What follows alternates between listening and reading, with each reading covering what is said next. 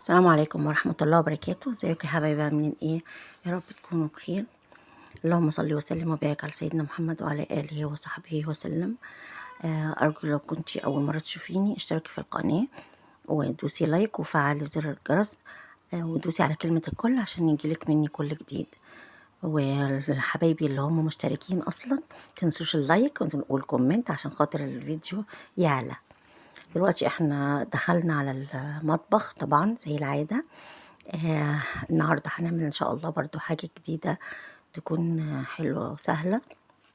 بس طبعا لازم الاول زي كل مرة نفضي المواعين اللي في الحوض وننضف المطبخ، لان عشان الروقان اللي بيبقى حواليكي بيديكي طاقة ايجابية انك تبدأي الحاجة حلوة. لكن لما تلاقي اسفة الدنيا هايصة كده ومليانة حاجات والمواعين مالية الحوض والأرض مكركبة، بتحسي انك انت مش عارفة تتحركي وزهقانة وحاسة ان الدنيا زحمة حواليكي. طبعا مش هتطلع الأكلة بتبقى بنفس الطريقة الحلوة اللي هي بتطلع لما تكوني قاعدة في مكان هادي ويكون يعني نظيف وكده. طبعا احنا هنخلص بتاع ده المواعين ونبتدي على طول ان شاء الله في الاكله بتاعتنا النهارده. هي اكله برضو خفيفه والصيفي. انا حقيقي بعمل لكم الاكل اللي انا بعمله في بيتي، لان انا الاكل ده هو احنا ما بناكلش الحاجات التقيله دي في الصيف. بتبقى عندنا بنحس ان الدنيا حر مش حاسين، فطول الصيف احنا بناكل حاجات خفيفه كده، يعني حاجات كلها كده زي التيك كده. قليل لما ببتدي اعمل حاجه تقيله يعني. انا طبعا خلصت كده المواعين، اهم حاجة تنضف وتروق. وبعد كده هنبتدي في الاكلة بتاعتنا. احنا هنعمل النهاردة الكانيلوني.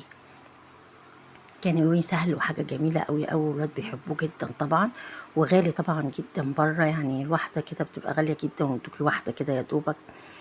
طبعا انك بتعمليه في البيت بحاجات سهلة. واحنا الاكلات اللي عملناها كلها اللي فاتت كانت بربع فرخة النجريسكو واللي فاتت ديت اللي هي اللي عملناها بربع فرخة اللي هي الوايت صوص. دي نعملها برضو النهاردة بس بربع مفروم. يعني أنا بعمل ربع مفروم بس طبعا يعني بتقضي مثلا تمن كالوري، يعني 8 وحيد. طبعا ممكن انت لو انت عايزه تزودي، عشان انا مش بزود فيها لا خضار ولا حاجه. لكن انت لو عايزه تزودي بصل تحطي جزر، تحطي الحاجات اللي هي الفلفل الالوان، الكلام ده طبعا بتكتر عن كده بكتير، وبتبقى يعني ممكن تعمل اكتر من كده بياما.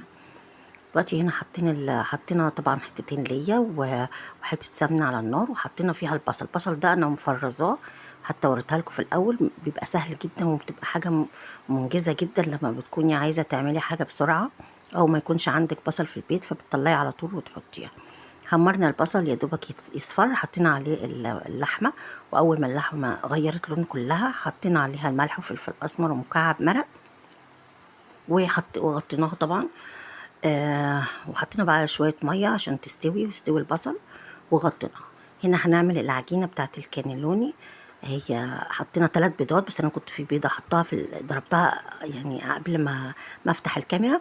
قلت لكم ان في بيضة جوه، حطينا بيضتين. وبعدين نحط كوباية لبن وكوباية ونص دقيق. يبقى المقادير 3 بيضات وكوباية لبن وكوباية ونص دقيق. طبعا نحط شوية ملح وفلفل اسمر مع البيضة، بنضربهم كويس.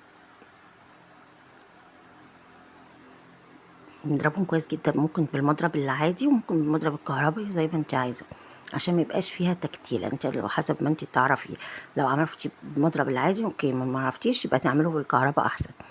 ولو لقيتي فيها التكتيل ممكن تصفيها بمصفى فتبقى ما فيهاش كتل ولا حاجه. وبعدين دلوقتي بنجيب طاسه ونحط فيها حته سمنه او زيت زي ما انت عايزه.